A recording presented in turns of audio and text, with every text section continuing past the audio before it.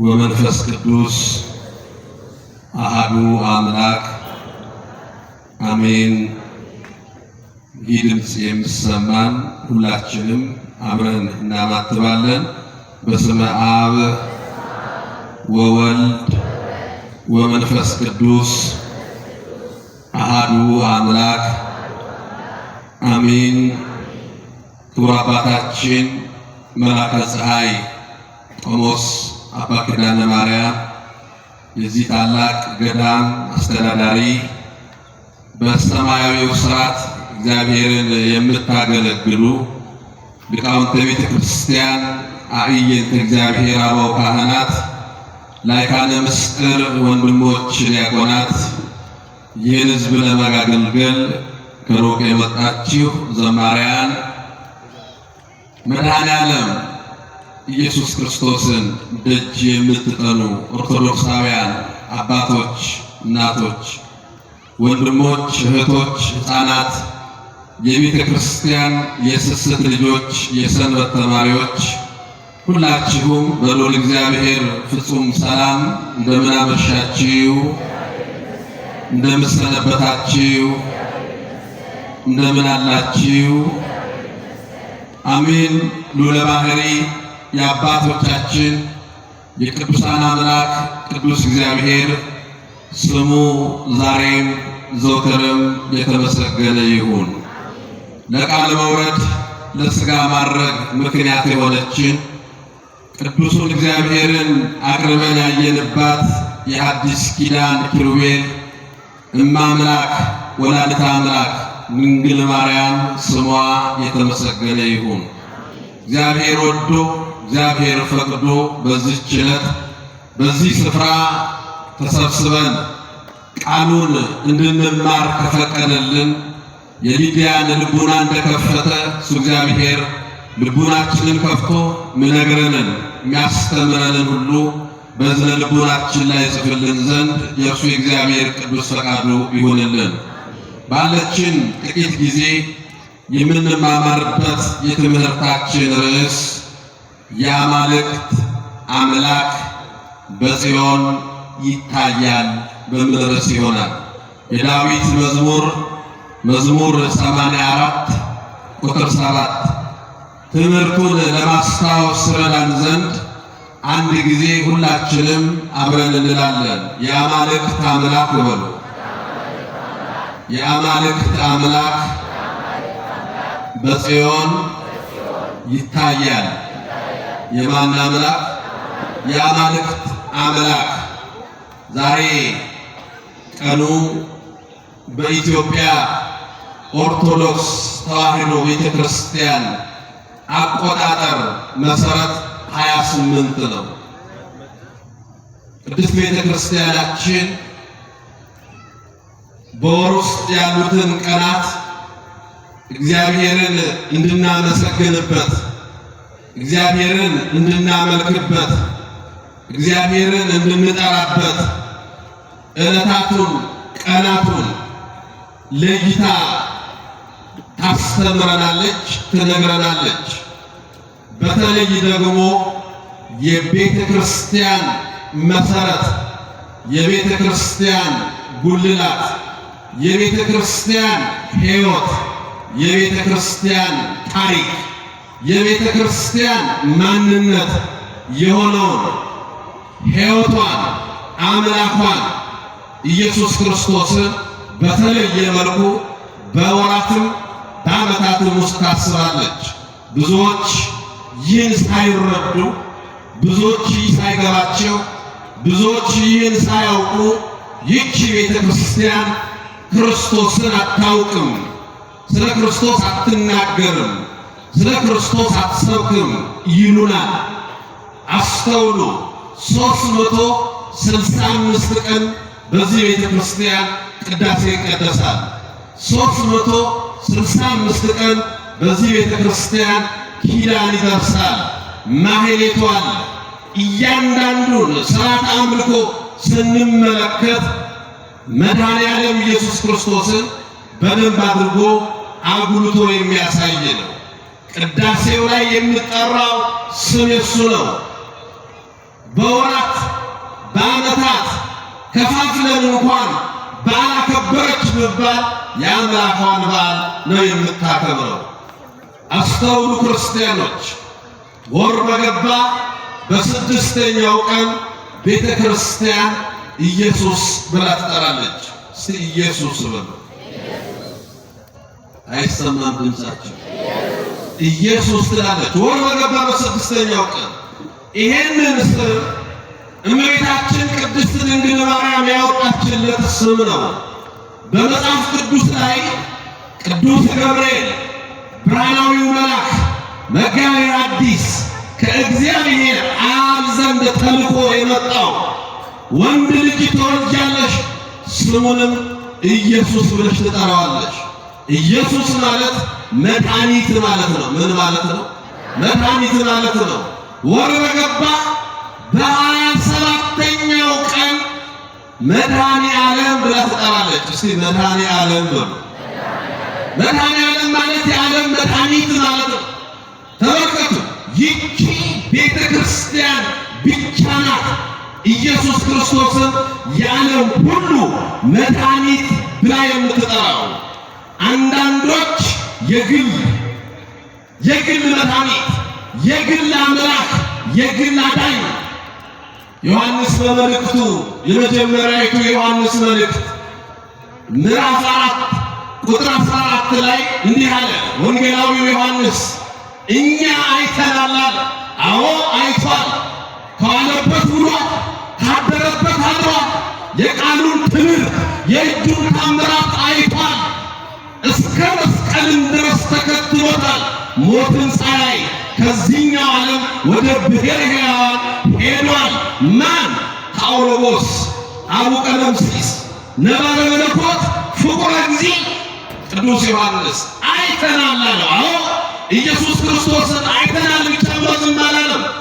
አባት ልጁ የዓለም መድኃኒት እንዲሆን እንደላከው እንመሰክራለን። አባት ልጁ የምን መድኃኒት እንዲሆን? የዓለም መድኃኒት። ወገኖቼ ኢየሱስ የግል መድኃኒት አይደለም፣ የግል አዳኝ አይደለም። የዓለም መድኃኒት እንዲሆን ነው። አባት ልጁን እንደላከው በአባቱ ፈቃድ፣ በእርሱ ፈቃድ፣ በመንፈስ ቅዱስ ፈቃድ መጥቶ አዳነን ያለው ለዚህ ነው። ቅዱስ ኤፍሬም በማክሰኞ ውዳሴ ማርያም ላይ አባት ልጁ የዓለም መድኃኒት እንዲሆን እንደላከው አይተናል። 27 መድኃኔዓለም ትላለች በየወሩ ቤተ ክርስቲያን። አትረሳ፣ ስቅለቱን አትረሳ። በወር በገባ በ28 የዛሬውን ቀን ደግሞ አማኑኤል ትላለች። አማኑኤል ያለችው እናቱ ድንግል ማርያም ናት። ነቢዩ ኢሳይያስ በትንቢተ ኢሳይያስ በምዕራፍ 7 ቁጥር 14 ላይ እንዲህ ይላል፣ ጌታ ራሱ ምልክት ሰጣቸዋል። እነሆ ድንግል በድንግልና ጸንሳ በድንግልና ትወልዳለች። ተመልከቱ፣ ከዚህ የሚበልጥ ምልክት የለም። ወዳጄ ምልክት ፍለጋ አትዙር። ራሱ ክርስቶስ የሰጠ ምልክት አለ። ምንድነው እሱ ምልክት? ድንግል በድንግልና ጸንሳ በድንግልና ወልዳለች። ከዚህ የሚበልጥ ምልክት በዓለም ላይ የለም። ከዚህ የሚበልጥ ታምር የለም። ለዚህ እኮ ነው አባቶቻችን እግዚአብሔር ሰማይና ምድርን ከፈጠረበት ጥበቡ ዓለምን ያዳነበት ጥበቡ ይበልጣል ይላሉ። ከዚህ የሚበልጥ ታምር የለም። ከዚህ የሚበልጥ ታምር ፍለጋ ትዙ። ከዚህ የሚበልጥ ታምር ምን አለ? ከዚህ የሚበልጥ አምላክ ሰው ሆነ።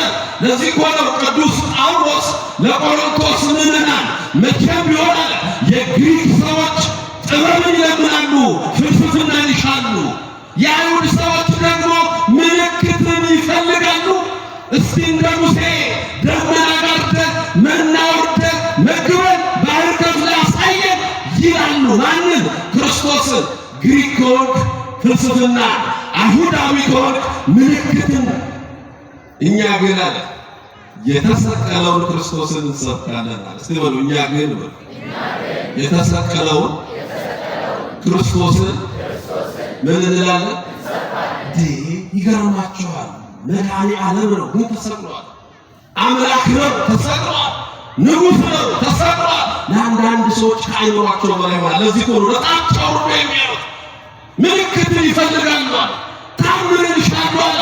የአምላክ ሰው መሆን ከዚህ የበለጠ ምልክት የለም። ጌታ ራሱ ምልክት ሰጣቸዋል። እነሆ ድንግል በድንግልና ትጸንሳለች አለ፣ ወንድ ልጅ ትወልዳለች አለ። በኋላ ነቢዩ ኢሳይያስ ስሙንም አማኑኤል ብላ ትጠራዋለች አለ። እስቲ በሉ ስሙንም ማን ብላ ትጠራዋለች? አንዳንድ ሰው አማኑኤል ቸርች ይላል። አማኑኤል ያለች እኮ ድንግል ማርያም ናት። ስሙንም አማኑኤል ብላ ትጠራዋለች። ማቴዎስ ዘበትርጓሜው እግዚአብሔር ምስለነ፣ ትርጓሜው እግዚአብሔር ከኛ ጋር ነው። ማን ከኛ ጋር ነው? ንገሩ። ማን ከኛ ጋር ነው? ከሁለት አካል አንድ አካል፣ ከሁለት ባህሪ አንድ ባህሪ፣ በአጭር ቁመት በጠባብ ደረት ተወስኖ የመጣ አምላክ ሰው ሆነ፣ ሰው አምላክ ሆነ። እኛ የእሱ ባህሪ ባህሪው አደረገ፣ እሱም የኛ ባህሪ ባህሪው አደረገ። አምላክ ሰው ሆነ። አማኑኤል ወር በገባ በ28 ሁሌ አማኑኤል ትላለች ቤተክርስቲያን። ወር በገባ በ29 በዓለ ወልድ ትላለች። እስቲ በዓለ ወልድ በሉ። የወልድ በዓላት የተጸነሰው በ29 ነው። መጋቢት 29 ቀን የተወለደው በ29 ነው። ታኅሳስ 29 በአራት ዓመት አንድ ጊዜ ብቻ ጳጉሜ 5 እና ታኅሳስ 28 ዕለተ ምርያ የድነት ቀን ሁል ጊዜ ጳጉሜ 5 ታኅሳስ 29 ቀን ነው የምትውለው። ዘመነ ዮሐንስ ቀን ጳጉሜ 5 ታኅሳስ 28 ትውላለች። የተጸነሰው መጋቢት 29 የተወለደው ታኅሳስ 29 ሞትን ድል አድርጎ የተነሳው ጥንተ ትንሣኤው መጋቢት 29 አንድ ላይ ሰብስባ ቤተክርስቲያን በዓለ ወልድ ትላለች። የወልድ በዓል ማን ይሄን ያውቃል? ከዚህ ቤት ውጭ ይሄ በዓል እኮ የለም። ስለ መጸነሱ የሚያወራ የለም። ጠይቅ እስቲ መቼ ተጸነሰ? አያውቀውም። መቼ ተወለደ? እኛ በአራት ዓመት አንዴ 28 ስናከብር ያከብራል። እኛ እኮ ቀይረን መስከረም አንድ ነው ልንል እንችላለን። ቤተ ክርስቲያኒቷ የራሷ አቆጣጠር ስላላት ተመልከቱ። ጽንሰቱን፣ ልደቱን፣ ትንሣኤው ሰብስባ በዓለ ወልድ የወልድ በዓል። ታዲያ ክርስቶስን ከዚህ በላይ ይህች ቤት እንዴት ታስተምር? አምላክን ከዚህ በላይ ቤተ ክርስቲያን ክርስቲያኖች እንዴት ታሳይ? ቅዱስ ዳዊት አስቀድሞ ክርስቶስን ከሌሎቹ ለመለየት በትንቢቱ የአማልክት አምላክ በጽዮን ይታያል በሉ። የአማልክት አምላክ በጽዮን ይታያል። ማናቸው አማልክት? አምላክስ ማን ነው? ሁለት አይነት አማልክቶች አሉ። የመጀመሪያው አማልክት ባዕድ አማልክት የምንላቸው ጣዖታት፣ ርኩሳን መናፍስት፣ እኛም ደግሞ በሥጋ ስንኖር አምላክ አድርገን የምንይዛቸው እነዚህ ባዕድ አምልኮ ወይም ባዕድ አማልክት ይባላሉ። አንድ ሰው ስልጣን ካመለከ ስልጣን አምላክ ነው። አንድ ሰው ከእግዚአብሔር በላይ ገንዘብን ካመለከ ገንዘብ አምላኩ ነው። አንድ ሰው ከእግዚአብሔር በላይ ጉልበቱን ተስፋ ካደረገ ጉልበቱ አምላኩ ነው። አንድ ሰው ከእግዚአብሔር በላይ እውቀቱን ተስፋ ካደረገ እውቀቱ አምላኩ ነው። አንድ ሰው ከእግዚአብሔር በላይ ምድራዊውን ዘር፣ ነገድ፣ ቋንቋ አስፈልጦ የሚያይ ከሆነ ያ ለእርሱ ባዕድ አምላኩ ነው። ሰይጣን ብቻ አይደለም። እነዚህ ሁሉ ውበቱን፣ መልኩን፣ ደምግባቱን እያመለከች የምትኖር ከሆነ ባዕድ አምልኮ ነው። ለዚህ ነው እግዚአብሔር ሕግን ሲሰጥ ለሙሴ በዛ በሲና ተራራ ሙሴ ከእግዚአብሔር ጋር 570 ጊዜ የቃል ሕግ ከተነጋገሩ በኋላ የተጻፈውን በቃል ኪዳኑ ታቦት አማካይነት በጽላቱ ላይ ተጽፎ የተሰጠውን ሕግ ስታዩ እኔ እግዚአብሔር አምላክ ነኝ፣ ቀናተኛ አምላክ ነኝ፣ ከእኔ በቀር ሌላ አምላክ አታምልክ፣ የለም ከእግዚአብሔር ውጭ አምላክ ክርስቲያኖች የለም፣ ከእኔ በቀር ሌላ አምላክ አታምልክ፣ በሰማይም በምድርም ላንተ ባዕድ የሆኑ ነገሮችን አትስገድላቸው፣ አትጥራቸው ይላል። እነዚህ ባዕድ አማልክት ይባላሉ። ጣዖታት አብርሃም ገና በካራን እያለ የሰበረው ጣዖታት ዛሬም ለብዙዎቻችን ጣዖት የሆኑ በውስጣችን ያሉ አውጥተን መጣል ያለብን ብዙ ጣዖታት አሉ። እነሱ ባዕድ አምልኮች ናቸው፣ ባዕድ አማልክት ናቸው። ታዲያ እግዚአብሔር በአማልክት መካከል ቆመ ሲል ቅዱስ ዳዊት እግዚአብሔር በጣዖታት መካከል እግዚአብሔር በርኩሳን መናፍስት መካከል ቆመ ማለት ነው? አይቆምም። እግዚአብሔር በእነዚህ መካከል ደግሞ በእውነት አይገኝም። ሁለተኛ አማልክት የተባሉት አማልክት ዘበጸጋ በጸጋ አምላክ የሆኑ እኛ ቅዱሳን የምንላቸው እስኪ ቅዱሳን ነው ድምፃቸው አይሰማም። ቅዱሳን ነው እነሱ ነው አማልክት በጸጋ በስጦታ አምላክ የሆኑ።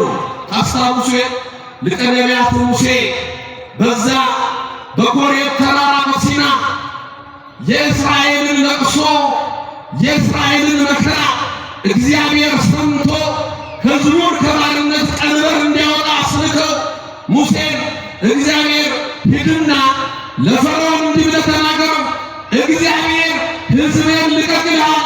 ኦሪት ዘጸአት ምዕራፍ 6 እና ምዕራፍ 7 ስታነቡ ሙሴ እኮ ታፋኔ መናገር አልችልም፣ እንዴት አድርጌ ሄጄ ፈርዖን ያምነኛል? እግዚአብሔር ሙሴን እንዲህ አለው፣ አትፍራ፣ እኔ አንተን ለፈርዖን አምላክ አደርግሃለሁ። አዎ በጸጋ አምላክ። ኦሪት ዘጸአት ምዕራፍ 7 ቁጥር 1 ላይ ሙሴ የፈርዖን አምላክ ተብሏል። ባህር ከፍሏል፣ ቀን ጨልሟል፣ ጋጉር ተራዝሟል፣ ውሃ ተመትሯል። ሰው የማይሰራውን ሁሉ ሙሴ በግብፅ ምድር ሰርቷል፣ በሲና ምድረ በዳ ላይ ሰርቷል። ይሄንን ስንመለከት ሙሴ በጸጋ አምላክ ሆኗል። ማንም የማይሰራውን ስራ ሰርቷል። ለዚህ ሙሴን አምላክ ስንል አማልክት ዘበጸጋ እንደ ሙሴ ያሉትን እንዲህ ነው ብለው በዚህ በመዝሙረ ዳዊት መዝሙር 82 ቁጥር 1 ላይ ቆመ እግዚአብሔር ማህበረ አማልክት ይላል። እግዚአብሔር በአማልክት መካከል ቆመ ይላል። ሲበሉ እግዚአብሔር በአማልክት መካከል ቆመ። አሁን ቆመ ለእግዚአብሔር ቆመ ለቅዱሳን ይላል። ታየ ለእግዚአብሔር ተገለጠ ማለት ነው። እግዚአብሔር በአማልክት መካከል ቆመ ስንል ተገለጠ ማለታችን ነው። ቅዱስ ገብርኤል እኔ በማን ፊት የሚቆም መልአክ ነኝ ይላል። ንገሩኝ፣ በማን ፊት? ለቅዱስ ገብርኤል በእግዚአብሔር ፊት የሚቆም ማለት የሚለምን፣ የሚያማልድ፣ የሚያስታርቅ ጸሎት ልመና የሚያሳርግ ማለት ነው።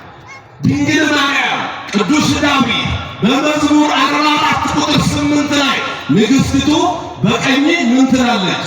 ትቆማለች። ለእመቤታችንም ቆመች ስንል ለመነች፣ አማለደች፣ ጸለየች፣ ጸሎት ልመናችንን አሳረገች። ለእግዚአብሔር ቆመ ስንል ተገለጠ።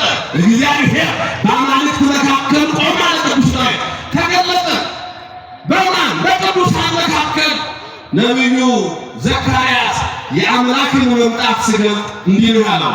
በዚህ በትንቢተ ዘካርያስ ምዕራፍ 14 ቁጥር 5 ላይ አምላኬ እግዚአብሔር ከቅዱሳኑ ጋር ይመጣል። እስኪ ሁላችሁም በሉ አምላኬ እግዚአብሔር ከቅዱሳኑ ጋር ምን ይላል? ይመጣል። ቆመ፣ ይገለጣል። ያኔ በደብረ ጽዮን ለፍርድ ሲቆም አምላካችን ሲመጣ የወጉት ሁሉ እያዩት ከማን ጋር ይመጣል? ከቅዱሳኑ ጋር። እግዚአብሔር ከአማልክት መካከል ቆመ። ከማን ጋር? ከቅዱሳኑ ጋር ተገለጠ ማለት ነው። ለእግዚአብሔር በአማልክት በቅዱሳን መካከል። ስለዚህ እርሱ የአማልክቶች አምላክ ስንል የቅዱሳን አምላክ ማለታችን ነው። ክርስቶስ በወንጌል ሲያስተምር በዚህ በዮሐንስ ወንጌል ምዕራፍ 15 ቁጥር 5 ላይ እንዲህ ነው ያለው። ዮሐንስ ወንጌል ምዕራፍ 15 ቁጥር 5 ላይ እኔ የወይን ግንድ ነኝ። የምን ግንድ ነኝ? እናንተ አላቸው ቅዱሳን ሐዋርያቱ ቅርንጫፎቼ ናችሁ። ተመልከቱ፣ ከነሱ አይለይም እግዚአብሔር። ወገኖቼ ኢየሱስ ክርስቶስን ከጻድቃን ከሰማዕታት ከሊቃውንት ለይተን ማየት አንችልም። እሱ መሰረት፣ እሱ ግንድ ነው፣ እነሱ ደግሞ ቅርንጫፎች ናቸው። ለዚህ ነው የአማልክቶች አምላክ የማን? የቅዱሳን አምላክ ንበቃው ከነሱ ጋር። እሱ ግንድ፣ እነሱ ቅርንጫፎች ናቸው። እኔ የዓለም ብርሃን ነኝ ይላል ክርስቶስ። ዮሐንስ ወንጌል ምዕራፍ 9 ቁጥር 1 ላይ እኔ የዓለም ብርሃን ነኝ። ዮሐንስ ወንጌል ምዕራፍ 8 ቁጥር 12 ላይ እስቲ በሉ እኔ የዓለም ብርሃን ነኝ። የምን ብርሃን ነኝ? ተክለ ሃይማኖት የዓለም ብርሃን ናቸው እንላለን። ገብረ መንፈስ ቅዱስ የዓለም ብርሃን ናቸው እንላለን። ጳውሎስ ወጴጥሮስ የዓለም ብርሃን ናቸው እንላለን። እሱ የዓለም ብርሃን ነኝ ብሎ ዝም አላለም ክርስቶስ። ቅዱሳን ሐዋርያቱ በማቴዎስ ወንጌል ምዕራፍ 5 ቁጥር 14 ላይ በተራራ ስብከቱ እናንተ አላቸው የዓለም ብርሃን ናችሁ። እሱ ብርሃን ነው፣ እነሱም ብርሃን ናቸው። እሱ እውነተኛ ብርሃን ከማንም ያላገኘው ብርሃን፣ እነሱ ደግሞ በጸጋ ከእሱ ያገኙት ብርሃን። ለዚህ ነው የአማልክቶች አምላክ የቅዱሳን አምላክ። ቅዱስ ዳዊት ይሄን ይዞ ነው መንክር እግዚአብሔር በላይ ለቅዱሳን ይሆናል። እግዚአብሔር በቅዱሳኑ ላይ ድንቅ ነው። እስቲ በሉ እግዚአብሔር በቅዱሳኑ ላይ ምንድን ነው? ድንቅ ነው። እኔ ሰሞኑን ከዚህ በፊትም እግዚአብሔር አሁንም ክርስቲያኖች እግዚአብሔር ዛሬ እግዚአብሔር ትላንትም እግዚአብሔር ነገም እግዚአብሔር ሁሉም በቅዱሳኑ ላይ ድንቅ መሆኑን በብዙ መንገድ ማየት እንችላለን። በብዙ መንገድ ድንቅ ነው እግዚአብሔር በእነሱ ላይ የማይሰራው ስራ የለም። አንዳንድ ጊዜ ከአቅማችን በላይ ነው ብለን ስናስብ እግዚአብሔር ድንቅ ስራውን ይሰራል። እዚህ አዲስ አበባ አባ ኪሮስ ቤተክርስቲያን አዲስ አበባ ጫፍ ላይ ለገጣፎ የሚባል የአባ ኪሮስ ቤተክርስቲያን እዛ ቤተክርስቲያን መውለድ ያልቻሉ ሰዎች እየመጡ ገርል እየተሸከሙ የጻድቁ አምላክ እግዚአብሔር ሆይ አንተ የምታደርገውን አድርግ ይላል። ሁለት ሰዎች በቅርብ ጊዜያቸው አንዱ በጋብቻ 17 ዓመት የኖረ ልጅ አልወለዱ። ልጆች የማስታወታዎች ናቸው። ነገሩ የማስታወታዎች ናቸው። ይሄ እግዚአብሔር በቅዱሳን ላይ ስራ ይሰራል ለማለት እንጂ ክርስቲያኖች አምላክ ሰው ከመሆን በላይ ተአምርም ምልክትም የለም። ከዚህ በክርስትና ትልቁ ተአምር እግዚአብሔር ሰው ነው። ሁሉም ከዚህ በታች ነው። ከዚህ በላይ የለም።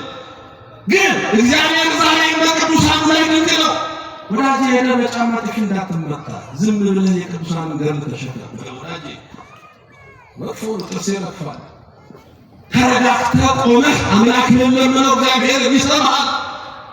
ይሄ ሰውዬ መጣ ከ17 ዓመት በኋላ ጻድቁ ፊት ተንበረከኩ። እሱና ባለቤቱ ሆነ በአመታቸው ስንት ልጅ ወልዱ? ጥሩ ነው። ከ17 ዓመት በኋላ እግዚአብሔር በአንድ 4 ልጆች ነው የሰጣቸው። ስሙ የተመሰገነ ይሁን። በአንድ ጊዜ 4 ልጅ እግዚአብሔር ሲሰጥ እንደኛ አይደለም። ጠብቆ ቆሞ ለዚህ ቆሞ ቅዱስ ዳዊት ቆይቼ እግዚአብሔርን ደጅ ጠናሁት፣ እርሱም ምን አለልኝ? ሰማኝ። አንዱ ከዚህ ከስልጤ የሚመጣው እንግዲህ በሚዲያ ስለመሰከሩ ነው። ሙስሊም ነው። 22 ዓመቱ ነው እሱ ሳይወልድ መጥተን እና ባለቤቴ ጻድቁ ወራይ ቆም። ከዛ እንዲህ አለ። የኛ እምነት ሌላ ነው፣ ግን የእርሱ አምላክ ጻድቁ ልጅ እንደሚሰጥ ሰምተን መጣን። መቼም መድኃኔዓለም አምላካችሁ ሰው አይጸየፍም። እባክህ ለእኛም አለ። ከ22 ዓመት በኋላ ወንድና ሴት ልጆች ወልደው ይዘው መጡ። መንታሊ ተመልከቱ። ለእግዚአብሔር የሚሳነው ነገር የለም። ለዚህ ነው እግዚአብሔር በቅዱሳኑ ላይ ድንቅ ነው። ወደዚህ እምነት እንድንገባ ጸልዩልን ብሎ ይሉት እግዚአብሔር ወደ ቤቱ ይመልሳቸው። የሚያስፈልገው እሱ ነው። ክርስቲያን የአማልክቶች አምላክ ምን ማለት ነው? ወደ ሐሳቡ ስንመጣ ብዙ ሰዎች ኢየሱስ ክርስቶስን አምላክ ብቻ ይጠሩታል። አምላክ ብቻ አይደለም፣ እሱ የአማልክቶች አምላክ ነው። የቅዱሳን አምላካቸው ነው። የፈጠራቸው እሱ ነው። እርሱን የምንጠራው እነሱን በምንጠራው ልክ አይደለም። ፈጣሪያቸው ነው፣ አምላካቸው ነው፣ ጌታቸው ነው፣ ንጉሳቸው ነው። ቤተ ክርስቲያን ኢየሱስ ክርስቶስን ከፍ አድርጋ የአማልክቶች አምላክ ብላ ነው የምትጠራው። አምላክ ብቻ አትለው፣ ጌታ ብቻ አትለው፣ የጌቶች ጌታ ትለዋለች። ብቻ አትለው፣ የነገሥታት ንጉሥ ትላለች። ንጉሥማ ሰሎሞንም ተብሏል። ንጉሥማ ቅዱስ ዳዊትም ተብሏል። እነሱም ያነገሰ የእነሱ ንጉሥ ኢየሱስ ክርስቶስ ንጉሠ ነገሥት ይባላል። ጌታማ እነ ቅዱስ ጳውሎስ እነ ቅዱስ ሲላስ የሐዋርያት ሥራ ምዕራፍ 16 ላይ ጌታማ እነ ኤልያስ መጽሐፈ ነገሥት ቀዳማዊ ምዕራፍ 17 ላይ ጌታ ተብሏል። የእነሱ ጌታ ኢየሱስ ክርስቶስ የጌቶች ጌታ ይባላል። አምላክማ እነ ሙሴም ተብሏል። አምላክማ ቅዱሳን በሙሉ አማልክት ዘበጸጋ ተብሏል። የእነሱ አምላክ ኢየሱስ ክርስቶስ የአማልክቶች አምላክ ይባላል። ስሙ የተመሰገነ ይሁን። ክብር ምስጋና ይግባው። የአማልክቶች አምላክ ነው። የቅዱሳን አምላካቸው ተብሎ ይጠራል። የአማልክቶች አምላክ በጽዮን ታያለ ታይቷል። በጽዮን አማኑኤል ዛሬ የአማልክቶች አምላክ የጌቶች ጌታ የነገሥታት ንጉሥ መድኃኔዓለም ኢየሱስ ክርስቶስ ጽዮን በተባለች በአምላካችን በመጠጊያችን በእመቤታችን በቅድስት ድንግል ማርያም በኩል ተገልጧል፣ ታይቷል። ሰው ሆኖ እንደ ሰው ወደ ምድር መጥቶ ፍጹም አምላክ ፍጹም ሰው ሆኖ ተመላልሷል። ጽዮን በተባለችው በድንግል ማርያም እቅፍ ላይ ሆኗል። ጽዮን በተባለችው በድንግል ማርያም ላይ ጡቷን ጠብቷል። ጽዮን በተባለችው በእመቤታችን ጀርባ ላይ ሆኖ ተሰዷል። ጽዮን በተባለችው በእመቤታችን በቅድስት ድንግል ማርያም ቤት 30 ዓመት ሙሉ ኖሯል። ክርስቶስ ከእሷ ጋር እያገለገለ ለዚህ ነው የአማልክቶች አምላክ ክርስቶስ በጽዮን ሰው ሆኗል ማለት ነው። ያ የአማልክቶች አምላክ ያ የጌቶች ጌታ ያልነው ዳዊት በመዝሙር የጠቀሰው በጽዮን በድንግል ማርያም ሥጋ አድሮ ተዋህዶ ወደ ምድር የመጣውን ኢየሱስ ክርስቶስ ነው። በድንግል ማርያም በጽዮን ታይቷል።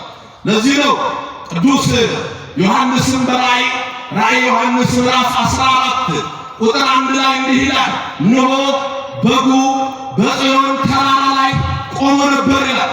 ተመልከቱ፣ በጉ የተባለው ኢየሱስ ክርስቶስ ነው። ስሙ የአባቱ ስም የመንፈስ ቅዱስም ስም የተጻፈባቸው ብዙ ሰዎችን አየው፣ ነጭ ልብስ ለብሰው ነበር ይላል። ስሙ የአባቱ ስም የመንፈስ ቅዱስ ስም የተጻፈባቸው ሀብተ ወልድና ስመ ክርስትና የተቀበሉ የተጠመቁ በአብ ወልድ መንፈስ ቅዱስ የተጠመቁ ሰዎችን ከበጉ ጋር በጽዮን ተራራ ጽዮን በተባለችው በመንግስቱ ተመልከቱ፣ መንግስቱ የሱ የሆነ መንግስቱን የሚሰጠን የአማልክቶች አምላክ ኢየሱስ ክርስቶስ። ስለዚህ ነው በቅዳሴ ማርያም ላይ እናንተ የክርስቲያን ወገኖች ሆይ እንዲሁ እንደተሰበሰባችሁ ነፃ የምታወጣ በደብረ ጽዮን ምን ይላችሁ ላካዩ ይሰብስባችሁ። በዛ ያለው ማን ነው? ኢየሱስ ክርስቶስ በጽዮን ይታያል። ተመልከቱ፣ የአማልክቶች አምላክ በጽዮን ይታያል። ማን ነው የአማልክቶች አምላክ?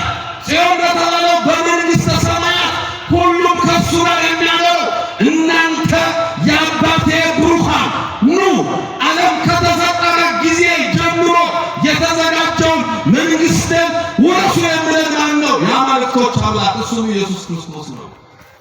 ስትጸልዩ እንዲህ ብላችሁ ጸልዩ። በሰማይ የምትኖር አባታችን ሆይ ስምህ ይቀደስ። ከዛስ ምን ትምጣ? ተናገሩ። ምን ትምጣ? መንግሥት ትምጣ። መንግሥቱን የሚሰጠን የአማልክቶች አምላክ ኢየሱስ ክርስቶስ ነው። ለዚህ ነው ክርስቲያኖች የአማልክቶች አምላክ ትላለች ቤተ ክርስቲያን ኢየሱስ ክርስቶስን። እርሱም በድንግል ማርያም አድሮ ወደ ምድር የመጣ እርሱም ነገ ሰማይና ምድርን አሳልፎ አዲሷን ሰማይ አዲሷን ምድር የሚሰጠን መንግሥቱን የሚያወርሰን ማን ነው? መድኃኔዓለም ኢየሱስ ክርስቶስ። መድኃኔዓለም ኢየሱስ ክርስቶስ። ይህንን ነው ቅዱስ ጳውሎስ በሮሜ መልእክቱ በምዕራፍ 9 ቁጥር 5 ላይ እንዲህ ይለናል፣ ክርስቶስ በሥጋ መጣ። እሱ ሁላችሁ በሉ ክርስቶስ በሉ። ክርስቶስ በሥጋ መጣ፣ እርሱ ከሁሉ በላይ ሆኖ ለዘላለም የተባረከ አምላክ ነው። ስሙ የተመሰገነ ይሁን። ከሁሉ በላይ ሆኖ ተመልከቱ ክርስቲያኖች፣ ከሁሉ በላይ ሆኖ ይሄንን ነው የአማልክት አምላክ ማለት። ከሁሉ በላይ የሆነ እንዴት አማላጅ እንለዋለን? የአማልክቶች አምላክ። አማልክቶች የተባሉት አማላጆች ናቸው። አማልክቶች የተባሉት ቅዱሳን ናቸው። አማልክቶች የተባሉት የሚጸልዩ ናቸው። አማልክቶች የሚባሉት ጸሎት ልመናችንን ወደ እሱ ይዘው የሚሄዱ ናቸው። አማልክቶች የተባሉት በክርስቶስ ጸጋ ከፍ ያሉ ናቸው።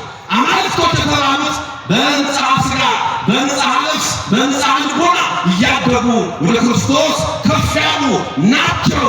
እሱ ግን የእነሱ አምላክ ነው። ለዚህ ነው ኃያል አምላክ ብለን እንጠራዋለን። እስኪ ኃያል አምላክ ነው። ምን አምላክ? ኃያል አምላክ። ነቢዩ ኢሳይያስ በትንቢተ ኢሳይያስ ምዕራፍ 9 ቁጥር 5 ላይ ሕፃን ተወልዶልናል፣ ወንድ ልጅም ተሰጥቶናል፣ አለቃነቱ በጫንቃው ላይ ይሆናል፣ ስሙ ድንቅ መካር፣ ኃያል አምላክ። በሉ እስኪ ምን አምላክ? ኧረ ድምፃቸው አይሰማም። በሉ ምን አምላክ? ኃያል አምላክ። በቃ የዘላለም አባት የሰላም አለቃ ተብሎ ይጠራል። ማን? መድኃኔዓለም ኢየሱስ ክርስቶስ ኃያል አምላክ ነው። የዘላለም አባት ነው። የሰላም አለቃ እርሱ ነው። ማን? መድኃኔዓለም ኢየሱስ ክርስቶስ ኃያል አምላክ። ኃያል ነው አምላካችን። ኃያል ነው። የሞትን መውጊያ የሰበረ ኃያል፣ መቃብርን የቀበረ ኃያል፣ ሰማይ ሳይቀድ የወረደ ኃያል፣ በሕቱም ድንግልና የተወለደ ኃያል፣ መግነዝ ፍቱልኝ መቃብር ክፈቱልኝ ሳይ ሞትን አሸንፎ የተነሳ ኃያል፣ ደመና እየረገጠ ወደ ሰማይ ያረገ ኃያል፣ እያየነው በክብር በምስጋና ከቅዱሳኑ ጋር የሚመጣ ኃያል አምላክ ስሙ የተመሰገነ ይሁን። ኃያል አምላክ ነው እሱ። ኃያል አምላክ ቤተ ክርስቲያናችን የአማልክቱን አምላክ ኃያል አምላክ ብላ ትጠራዋለች። ስሙ ከስም ሁሉ በላይ የሆነ ስሙ ከስም ሁሉ በላይ የሆነ ኃያል አምላክ። ክርስቲያኖች የእግዚአብሔርን ስም ስንጠራ እንደ ሌሎች እንጠራ። ጌታችን በሉ ጌታችን መድኃኒታችን ኢየሱስ ክርስቶስ ቀድሞ እንጠራ። አንዳንዱ ሁሉ አበዛችሁ በደንብ ቀባባችሁ እንዴ? ጌታችን ነው አይደለም? መድኃኒታችን ነው አይደለም? አምላካችን ነው አይደለም? ካለምን ጨምሩበት። የአንድ ከተማ ከንቲባ ለመጥራት እኮ በኢትዮጵያ ምናምን የዚህ ክልል የዚህ ከተማ ከንቲባ አይደለም ምን ብላ ዘርጥተው የምክር ቤት ሰው እንኳን ተጠራ ክቡር አቶ ወገኔ ካላልክ እኮ በደንቡ ትቀጣለህ። ታዲያ አምላካችንን ጌታችን መድኃኒታችን ኢየሱስ ክርስቶስ ብንለው ይበዛበታል ወይስ ያንስበታል? ይሄ እኮ የተገለጠልን ስም እንጂ የትኛው ስም ይጠራል? የትኛው ቃል ይሄን ስም መጥራት ይችላል? ክርስቲያኖች ተመልከቱ። ከስም ሁሉ በላይ ስም እናቱ እንኳን ስትጠራው እኮ እንዲህ ነው ያለችው። ማርያምን ማለች ነፍሴ እግዚአብሔርን ታከብራለች፣ መንፈሴ በመድኃኒቴ በእግዚአብሔር ደስ ይላታል፣ የባሪያይቱን መዋረድ አይቷልና። እነሆ ከዛሬ ጀምሮ ትውልድ ሁሉ ያመሰግኑኛል፣ እርሱ ብርቱ የሚሆን ታላቅ ሥራ ለእኔ በእኔ አድርጓልና ስሙ ቅዱስ ነው። እስቲ በሉ ስሙ ቅዱስ ነው። ኢየሱስ የሚለው ስሙ ቅዱስ ነው። አማኑኤል የሚለው ስሙ ቅዱስ ነው። መድኃኔዓለም የሚለው ስሙ ቅዱስ ነው። ኤልሻዳይ የሚለው ስሙ ቅዱስ ነው። ሁሉን ቻይ ስለሆነ ስሙ ቅዱስ ነው። ይሄ ስም ከስም ሁሉ የሚበልጠው ክርስቲያኖች ለቤተ ክርስቲያን እኮ ካህናቱ ቅዱስን እኮ ጥምጥማቸውን ይፈታሉ። ኪሩቤል ሱራፌል እነዛ ባለ 6 ክንፎች ይህን ስም ሲጠሩ በሁለት ክንፋቸው ፊታቸውን ሸፍነው ትምህርተ ተመስጦ አምላካቸው በሁለት ክንፋቸው እግራቸውን ሸፍነው ትምህርተ ትሕትና በሁለት ክንፋቸው እየበረሩ ቅድስና ከጫፍ እስከ ጫፍ ነው እያሉ ነው ቅዱስ ብለው የሚጠሩት። ታዲያ ኪሩቤል እየተንቀጠቀጡ የሚጠሩትን ይሄን ስም ቅዱስ እያለ ስንጠራው ቀስ ብለን ይሄ ስም ከስም ሁሉ የሚበልጥ ነው። ለዚህ እኮ ነው ቤተክርስቲያናችን ኢየሱስ ክርስቶስ ጡመ ስም ለዘይጸውዖ ትላለች። ለሚጠሩት ስሙ ይጣፍጣል። ለካ ኢየሱስ የሚባል መከታው ገና ሲጀመር እዚህ ቤት ነው ያለው፣ ሌላ ቦታ የለም። ከስሙ እስከ ዳግም ምጽአቱ ድረስ ሰላም ሰላም የምትል ክርስቲያን ሰላም ለዝክረ ስምከ ለስምህ ሰላምታ ይገባል። ኢየሱስ ክርስቶስ ሆይ መድኃኒት ለሆነው ስም ኢያሱ ያንተን ስም ስሙ አድርጎ ምድረ ርስት የገባው ሰላም ለዝክረ ስምከ ስም መሐላ ዘኢየሱ ዘአንብረ ቅድመ እግዚአብሔር ማተወልሱ ኢየሱስ ክርስቶስ ለዳዊት ባሕረ ከርሱ አክለ ስምከ እንዘ ትቀጸል በርእሱ ህቡረ ጸወረ ሰኢያሱ ኢያሱ ማለት መድኃኒት ማለት ነው።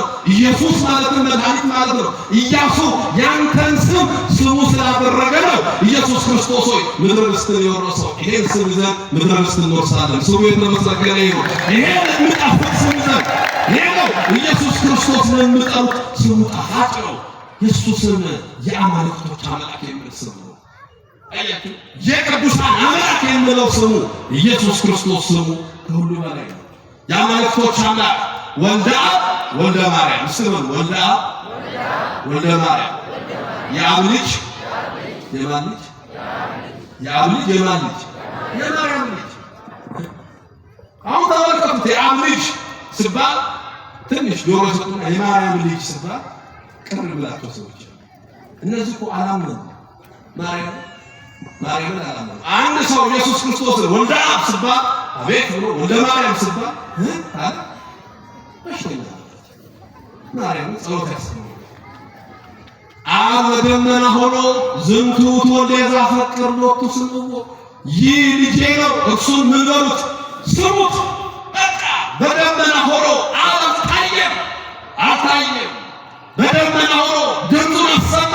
በዮርዳኖስ ድምፁን አሰማ። በደብረ ታቦር ልጄ ነው ስሙት አለ። ድንግል ማርያም በሰርግ ቤት ውስጥ ልጄ ነው እርሱን ስሙት አለች። ምን ነው አለች? ልጄ ነው ምን በሉት ስሙት። አንዳንድ ሰዎች አይ እሱን ስሙት ብላለችና በቃ እሷን አንሰማም ብለው ሰዎች አሉ። እሺ አብን እሱን ስሙት ብሏልና አብን አንሰማም እንሰማለን። የአብ ልጅ ነው የማርያም ልጅ ነው። ወልደ አብ ነው ወልደ ማርያም ነው። በተዋህዶ ስጉ የሆነ ነው። ከሁለት አካል አንድ አካል የሆነ ከሁለት ባህሪ አንድ ባህሪ የሆነ የማርያም ልጅ እሱ ነው። በዚህ ውስጥ ያለው አይደለም። ራሱ የማርያም ልጅ ነው። ራሱ የእግዚአብሔር አብ ልጅ ነው። እሱ ነው የአማልክቶች አምላክ። እሱ ነው ስሙ ከስም ሁሉ በላይ የሆነው። እሱ ነው ኃያል አምላክ የምንለው። እሱ ነው ሁል ጊዜ በዘውትር ጸሎታችን ምንና ሁል ጊዜ ቢያስጧጧ ስትነሱ የዘውትር ጸሎት ናኩተክ ምለውን ጸሎት እናደርስ። አሁን ኦርቶዶክስ ክርስቶስን ትሰብካለች ብላችሁ ስትጠየቁ አንድ ሰው ከጠየቃችሁ ቆማችሁ ከሌላው በስመ አብ ወወልድ ወመንፈስ ቅዱስ አሐዱ አምላክ አሜን። ይሄ ነው እናንተ ኦርቶዶክስ ክርስቶስን ትሰብካለች። አንድ ሰው ብጠይቃችሁ ደግማችሁ ከሌላው በስመ አብ ወወልድ ወመንፈስ ቅዱስ አሐዱ አምላክ አሜን። በቃ ይሄን መሰከራችሁ። ሃይማኖታችን ምንድን ነው? ኦርቶዶክስ ይጨርሱ። ሃይማኖታችን ምንድን ነው? እስቲ ሃይማኖታችሁን ግለጹልኝ። አይገለጹልኝ። አንድ ሰው ሃይማኖት ምንድን ነው? ሃይማኖትሽ ምንድን ነው? ኦርቶዶክስ ማለት እስቲ ግለጹልኝ። ግለጹ ሃይማኖት። አዎ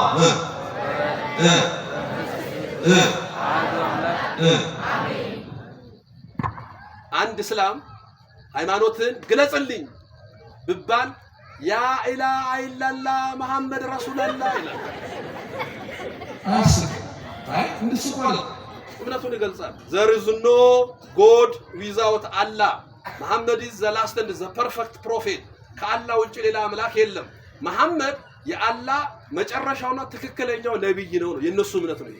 በእኛ ኦርቶዶክስ እምነትን ግለጽልኝ። በስመ አብ ወወልድ ወመንፈስ ቅዱስ አሐዱ አምላክ አሜን። ስንት አምላክ? አቤት ስንት አምላክ? አብ ወልድ መንፈስ ቅዱስ አንድ አምላክ። አምስት አዕማደ ምስጢራት አሉ። ከአምስቱ ሁለቱ ነገረ እግዚአብሔር ይባላል። ኦርቶዶክስ እምነቷን በነገረ እግዚአብሔር ቀስ ብላ ትገልጻለች። ምን ብላ? አብ ወልድ መንፈስ ቅዱስ አንድ አምላክ ብላ። ይሄ ምስጢረ ሥላሴ ይባላል። ምስጢረ ሥጋዌ ደግሞ ምስጢረ ሥላሴ በምላሳችን እንናገርና ምስጢረ ሥጋዌ ደግሞ በተግባር እናሳያለን። ምን ብለን? ከሰማያት ወረደ፣ ከቅድስት ድንግል ማርያም ተወለደ፣ በመልዕልተ መስቀል ተሰቅሎ በግራ በሲኦል የነበርነው ወደ ቀኝ ወደ ገነት መንግሥተ ሰማያት መለሰን እንላለን። ስሙ የተመሰገነ ይሁን። ስሙ የተመሰገነ ይሁን። ራሳችን ምስጢረ ሥላሴ ከሦስቱ አካል አንዱ አካል ደግሞ ከሰማያት መውረዱን እጃችንን መስቀለኛ አድርገን ከላይ ወደ ታች ከሰማያት ወረደ። ከቅድስት ድንግል ማርያም ተወለደ። በመስቀል ተሰቅሎ ሞቶ ሞትን ቀብሮ በሲኦል በግራ የነበርነውን ወደ ቀኝ ወደ ገነት መንግሥተ ሰማያት መለሰ። ከዚህ በላይ ክርስቶስ እንዴት ይሰብካል? ከዚህ በላይ እንዴት? ለዚህ እኮ ነው ሁል ጊዜ በዘወትር ጸሎታችን ጌታ ሆይ አንተ የጌቶች ጌታ የአማልክቶች አምላክ የነገሥታት ንጉሥ ነህ፣ የነፍስም የሥጋም ፈጣሪ አንተ ነህ። በቃ አንተቱ እግዚአብሔር ንጉሠ ነገሥት አምላክ አምላክ የአማልክቶች አምላክ የጌቶች ጌታ የነገሥታት ንጉሥ አንተ ነህ፣ የሥጋም የነፍስም ፈጣሪ። ኢየሱስ ጌታ ነው ስል የጌቶች ጌታ ነው። ኢየሱስ አምላክ ነው ስል የአማልክቶች አምላክ ነው። ኢየሱስ ንጉሥ ነው ስል የነገሥታት ንጉሥ ነው። ለየው ከሌላው ከቅዱሳን ላይ ከፍ አድርገው፣ ከሰማዕታቱ በላይ ከፍ አድርገው፣ ከነቢያቱ በላይ ከፍ አድርገው። ለዚህ እኮ ነው ቅዱስ ጳውሎስ እንዲህ ያለን በነቢያትና በሐዋርያት መሠረት ላይ ታንጻችኋል። ምን ማለት ነው? የነቢያትን አምላክ አምልካችኋል፣ እያመለካችሁ ነው። የሐዋርያትን አምላክ አምልካችኋል፣ እያመለካችሁ ነው። የነቢያትን ጾም እየጾማችሁ ነው። ነቢያት የሄዱበት ጎዳና እየሄዳችሁ ነው።